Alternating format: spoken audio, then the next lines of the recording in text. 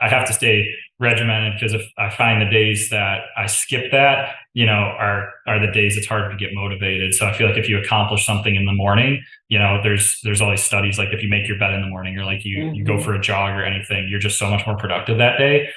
So that's kind of like my catalyst in the morning. It's okay, I've already knocked out my, calorie goal, got my heart rate up, got my exercise minutes in, and now I can just focus on work, because I could never do it after work, because it just gets too busy sometimes. And then it's like, it makes it really easy to skip, right? So both from your mental health and your physical health, it's going to be really hard to do a good job if physically you don't feel good, and mentally you're not in the right spot. Let's learn how our next guest gets up, dress up, and show up on purpose. Enjoy the episode.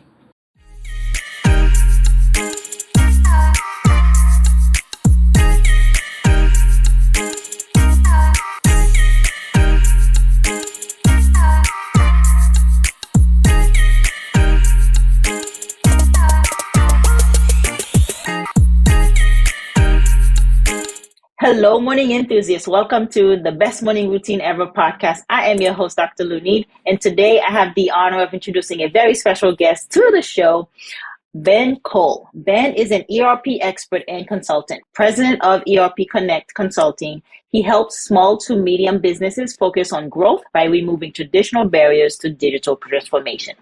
So he addresses how come holistic problems demand holistic solutions, and what tech businesses are struggling with today, among different other topics. So I am curious and very excited to have Ben on the show, because we're going to talk about ERP, what that means, what it stands for, and how your business falls under that. So with no further ado, Ben, welcome to the show.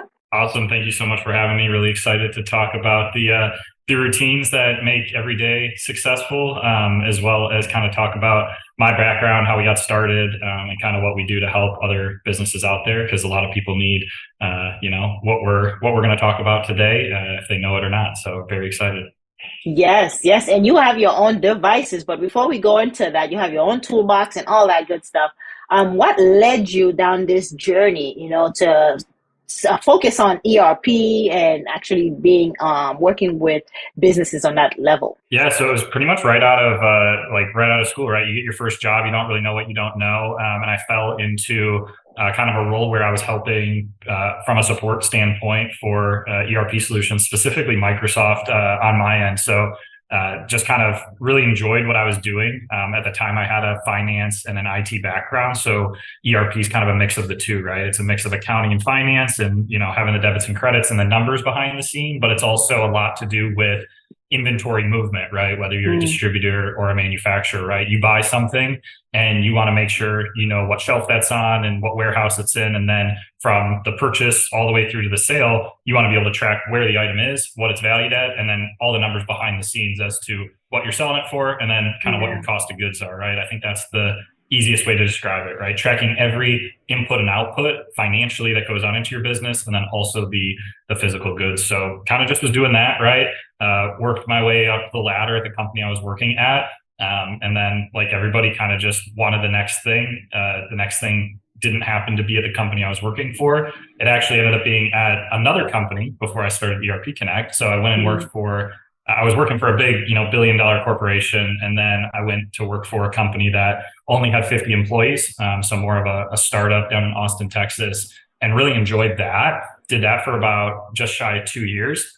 And then really kind of got the itch and was like, this is really cool. I want to take everything I was doing at the big company that I was working for, take everything that I learned at the startup and kind of combine those two and say, how can I build these, ERP solutions for kind of that startup market? And that's really when it took off.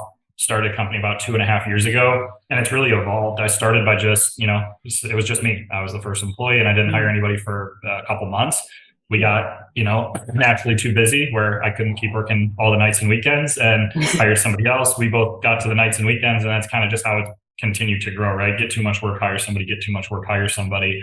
And that's allowed us to scale without a lot of overhead, which has been really nice. And then over the past 12 months, we've taken kind of that approach of how do we implement these financial systems very well for people, combined with what are the things people are always asking for, right? So there's always going to be gaps, right? There's no one size fits all. If there was, one company would have all the market share, right? There's pros and cons to everything. So we started taking all those client requests and saying, how can we package some of these up and make tools to solve these problems, which is where the BC Toolbox was born. So that's a collection of a lot of different things that help automate, your AR, your AP, your reporting, how you manage field service and work orders, dispatching orders. We could spend all day talking about that, but that's not what we're here to talk about today. But just, again, really, I've always been a problem solver. So it's how do we take what we have today, how do we solve that problem, and how do we kind of get it out to the masses, right? That's kind of the ultimate goal of any business. Have a good idea and then try to figure out how to monetize it. And you're solving complex problems. So for those who are listening who don't know what ERP is, it's Enterprise Resource Planning. And if you've ever used SAP, then you've used an ERP system. And anyone that's using this SAP knows it's a dinosaur. And it's quite challenging, but it works in the way that it provides the holistic approach, the whole vision of your workflow, your management, your warehouse, all that put together in your orders. And that's why it's been around and been around for so long. And then ERP CC comes in, you come in, right? ERP Connect comes in, and so let's talk about how you do that differently and how you transform it for the 21st century. Yeah, so the first thing to point out is that there's a lot of different options out there, right? You mentioned SAP. Some other big names you're going to hear are Microsoft Dynamics, both F&O as well as Business Central. You're going to hear about NetSuite. You're going to hear about Sage Intacct. And a lot of those are coming off of QuickBooks, right? Everybody knows QuickBooks. There's commercials for it, and that's what a lot of small businesses use. So it's kind of like taking the easiest way to kind of comprehend it is it's taking QuickBooks to the next level, right? You're using QuickBooks, and that's probably the number one scenario to get on one of our solutions. The other scenario is a lot of these older solutions like Microsoft Dynamics SL, GP, a lot of like ASC systems, things like that, right? There's a lot of these old systems that people are coming off of, and historically a lot of them are on premise, right? So everybody's trying to move to the cloud, and I think that's the big push, right, to the cloud. So everything we do focuses on that Microsoft Dynamics Business Central area. And really, when somebody says, hey, who's your typical or perfect client scenario or portfolio, right? It's anybody who's currently using Business Central, right? I don't care if they're a distributor or field service or manufacturer, right? If they're using Business Central, I want to talk to them. Or if they're interested in moving to Business Central, I want to talk to them. And Business Central is one of the leaders in the space. So it's a pretty easy sell most of the times when talking to these folks. But everything we're doing is hyper-focused there. And that's who we're targeting and who we want to talk with. And we really believe in it because it's where Microsoft is putting most of their money right now. And we're just seeing such a huge investment in adoption that I think it's going to be really good for clients as well as, people that are consulting on the platform and just businesses in general, right? It really helps take everything into account, helps really streamline your tax process at the end of the year with your CPA, and also just helps you keep real-time reporting at your fingertips, right? Like you want to know how your business is performing, and this is a real health indicator as to are you doing well or not, right? Your income statement only tells so much. It's always a combination of are you making money and do you have cash, right? Those are kind of the two most important things. And sometimes cash doesn't always line up with revenue based on how you have to recognize it and things like that. Again, I always ask people when we're talking, do you want to talk about the accounting stuff? Because some people just shut down when you start talking about accounting because they don't want to talk about it. But you have to have both sides of the fence when talking about ERP. You have to have the accounting skills and you have to have kind of that inventory know-how as well.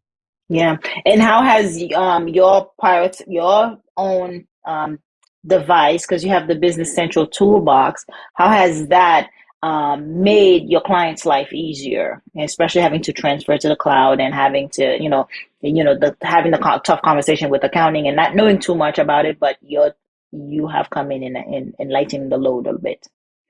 I like to think of it as the easy button, right? So there's all these things that in the past people would be like, hey, I want this, that, and the other. And the response from whoever they're working with is, okay, that's going to be a customization, and it's going to be a big customization, and it's going to cost you $100,000 to customize, right? That's always the problem. So what our toolbox is aimed to do, they're all SaaS, right? Software as a service based technology products that are sold in Microsoft's store. So we try to make it as seamless as possible. You identify a need. So let's say one of our tools does financial dashboarding. So you can see your accounts receivable and accounts payable, right? What's all the money that's going to come in? What's all the money that's going to go out? You download that, it's plug and play, it's working, and you can immediately see all the vendors that you owe money to, and you can see all the customers that owe you money. So now it's really easy to chase down those customers saying, hey, you're late.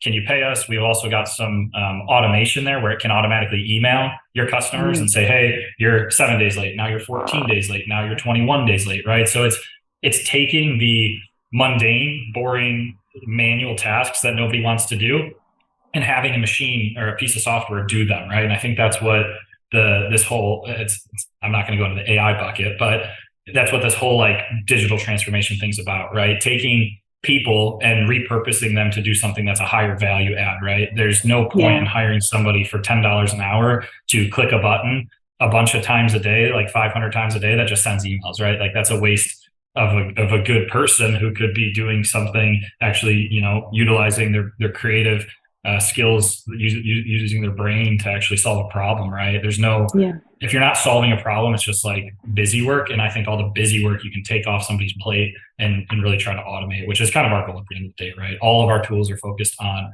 automation and increasing productivity so that you can work smarter, right? Not longer hours, like work smarter, take your 10-hour day into an 8-hour day and be able to take your weekends, right? And be efficient at it. Now with I know with ERP, that's the downfall early on, is you got to customize it to your business. I worked at SDG&E, gas and electric company, and we use it, but it had to be tailored. Where I worked at a university that used it, it had to be tailored because there's different needs, there's different demands, there's different customers. And so so the Business Central toolbox, as you say, is the easy button, but it is customized to the business, right? Do you initially go in and figure out how to make that happen, or is it a cookie cutter type of product?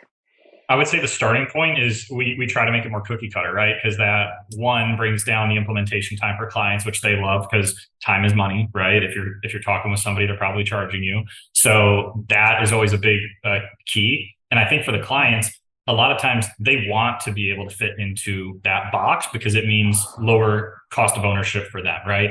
And then we do get customization requests and, hey, can you do this? Can you do that? And I mean, I like to say the answer is always yes. It's how expensive is it going to be, right? Like you could lay out everything in the world you want and it might be $500,000, or you might just want a field added and it takes a half hour, right? Like it all depends again on the size of the request, but we always aim to, we've got documents and videos and things like that. So if you want the self-serve approach, it's kind of like, what you see is what you get, use it like we do. And this is how it works. And this is how it works for our 100+ clients that are using the BC toolbox.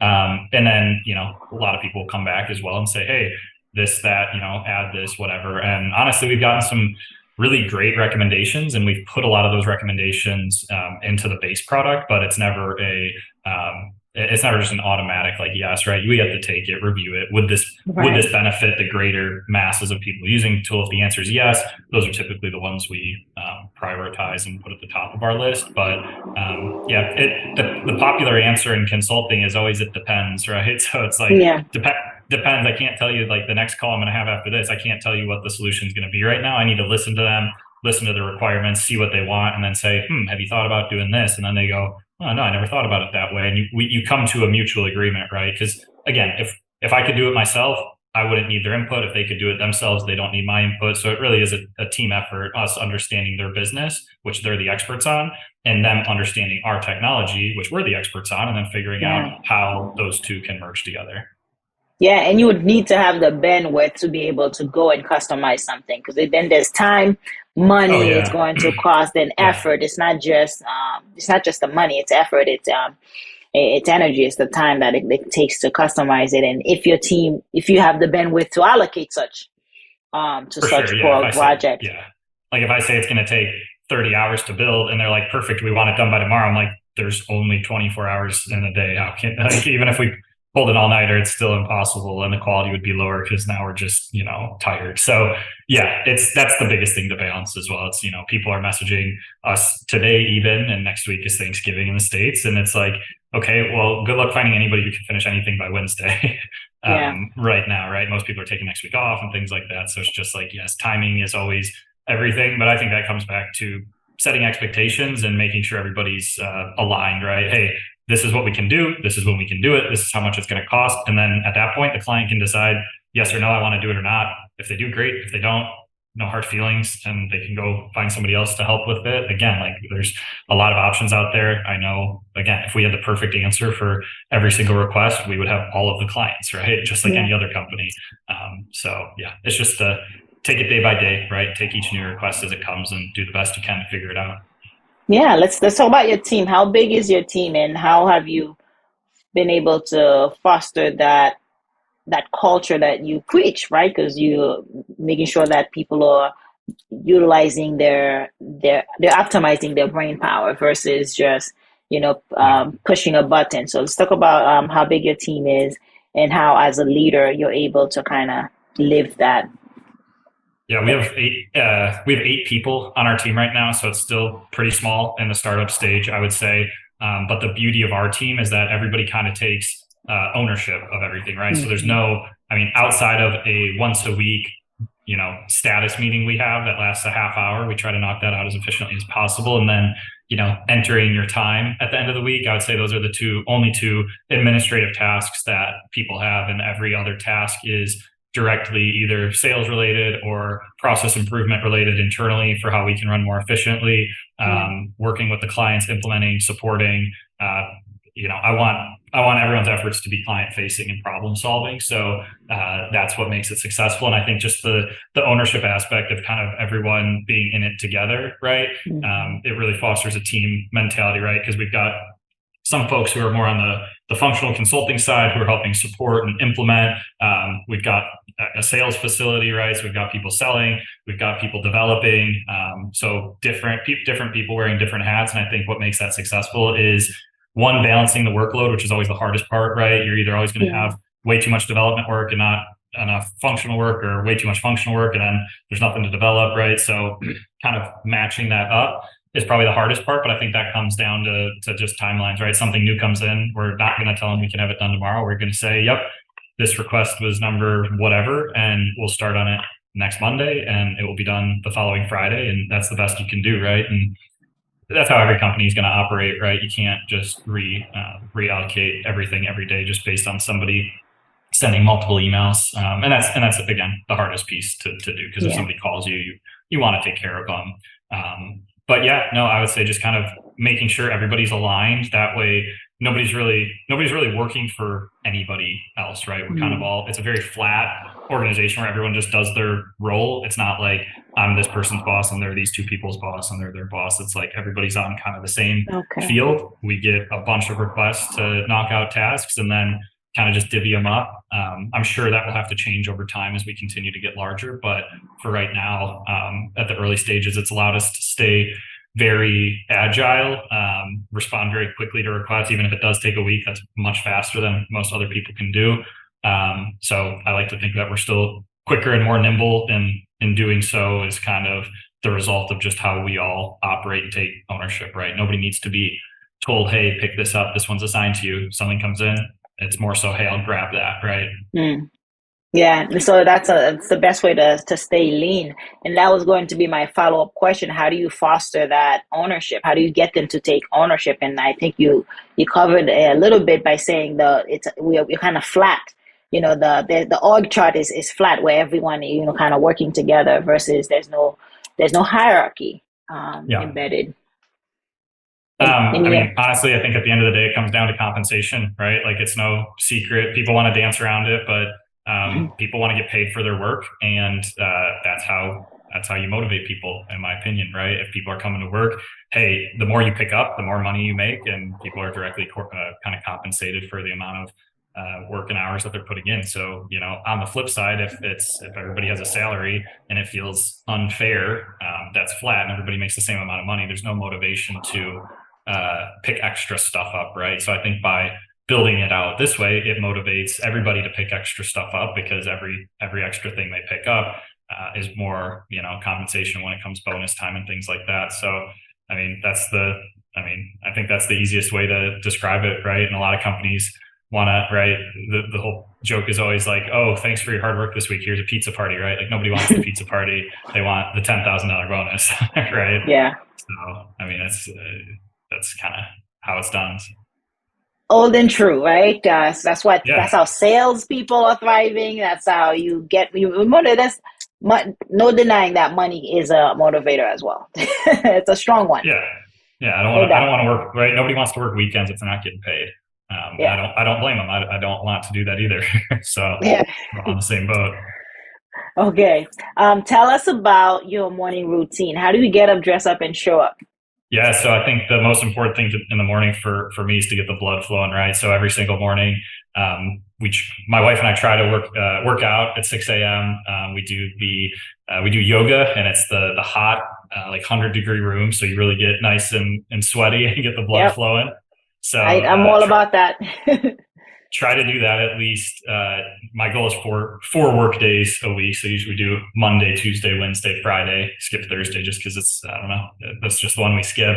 But that gets the blood flowing and really gets me ready for the day. And then after that, I immediately, when I come home, try to knock out kind of the most critical tasks, because I feel like that's when your brain power is the highest, right? So even some days, even I'll just jump on my computer before I even have time to jump in the shower, honestly. But sometimes it takes you just that long. And you are sweaty. You are sweaty. Very. But no, I try to knock that out, and then, take a shower, makes kind of that another refresh point, right? And then start to knock out more of your tasks. I try not to schedule meetings too early, because I feel like a lot of times, meetings are great, but where you really get a majority of the work done is when you're just hyper focused with no distractions. So that's kind of how I always try to structure it. And then I try to structure my meetings in the middle of the day. And then I'd say the only other secret sauce there is, a hot cup of coffee. That's really as simple as it gets for me. But I have to stay regimented, because if I find the days that I skip that, are the days it's hard to get motivated. So I feel like if you accomplish something in the morning, there's all these studies, like if you make your bed in the morning, or like you go for a jog or anything, you're just so much more productive that day.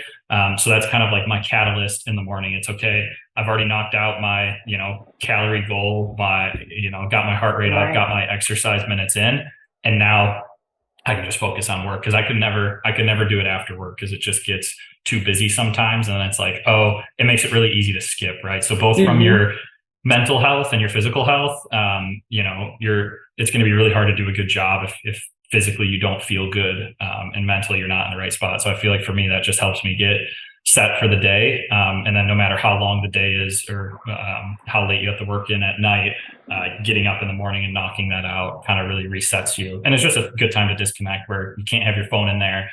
You're not answering emails, you're not answering calls, your texts aren't ringing and stuff like that. I've got the Apple Watch, so I got to shut that off, because the notifications, otherwise people will be dinging me. But that's my secret sauce. Yeah, no, it's well put. There's so much to unpack in there, but I won't touch it because you explained it so beautifully. It's like, it gives you the energy you need to start the day to do it. And if you wait to do it later, something else pops up and you don't feel like it. And you give your willpower is also not as strong at the end of the day, right? So it's best to tackle it first thing in the morning. And I like the note. Go ahead. Oh, I was gonna say, even in the afternoon, if I get in an afternoon slump and it's nice outside, I live in Dallas, so it's hot a lot of times here, but we've got a little park, next to our house. And even if I just go out and shoot hoops for 5 minutes, that's something like that, just to get the blood flowing again, just quickly, is a nice reset and kind of a nice disconnect. A bonus. So yeah, it's a bonus for sure, but it's just like, do something. You got to stand up. If you sit at your desk for 10 hours a day, that, studies show that that's not good for you either. So you definitely have to stand up every once in a while and just, get the heart rate up for even 5 minutes. It really is a good reset. Yeah. And I find some people don't believe the magic in the early hours, because you wake up with all your brain power, all your willpower. You're super strong at that thing at that time. And for you, you tackle your hardest thing, that just like the book, Eat Your Frog, eat your frog for in the morning, then you can check off that big item, and then everything else is going to be a bonus. Everything else is going to be inspirational. Everything else is going to be easier to tackle because you've done the hardest thing first thing in the morning. But you didn't go against the grain. You optimize your brain power because you are at your optimum then. Yeah, the thing I keep reading about now is the cold plunges that everyone are doing, but I haven't gotten brave enough to jump in the cold tub yet, but maybe one day. It's just cold showers though. It's equivalent. Cold showers, 30 seconds after you're done with your shower. Try it. You think you are revitalized and up, try it and you'll see it'll 10x your energy level. It's pretty amazing. I've been too scared to do that one, but I'll try it tomorrow and I'll let you know how it goes. Yeah. Okay, tell us, where can we find you? Where can we connect with you? Yeah, absolutely. So at our website, if you go to bctoolbox.com, that'll take you to all of our content, and there's some forums there that you can reach out to us. Or I'm very active on LinkedIn, both from our ERP Connect page as well as just my personal page. So just Ben Cole. If you type in Ben Cole ERP Connect, you'll find me. That's probably the best place to connect with me. Love staying connected on LinkedIn. Shoot me a message or give us a follow, and I'll definitely follow up with you. But yeah, hit me up on LinkedIn or check out our website. Amazing. Ben, it's been such a joy having you on the show. Do you want to leave us with either a quote, something inspirational that moves you? Quote, caught me on the spot on that one. But no, I think I don't know who quoted it, right? But it's the trifecta of people, processes, and technology, right? And you can't have one without the other two, right? So you can go through the whole matrix, and there's things about this online, but having the right people, having the right processes, and having the right technology, if you're missing any of those three and kind of that trinity, things start to fall apart in either the realms of scale or knowledge or many other things. So I'd say when you're looking at embarking on these projects, make sure that you have all three. Otherwise, if you don't have one of them, it's going to be really difficult to be successful. So fitting for ERP Connect, huh? So fitting from the president of ERP Connect. Ben, that was awesome. Thank you so much for taking the time and joining us today. It's been a pleasure. Awesome. Thank you. You too. Yes. Hope you enjoyed today's episode. Please comment and tell us what was your favorite part, your favorite habit that you are going to try out for yourself today. Comment below. If you haven't already, be sure to subscribe. Until next time, I will see you at the top of your best morning routine ever. Stay blessed.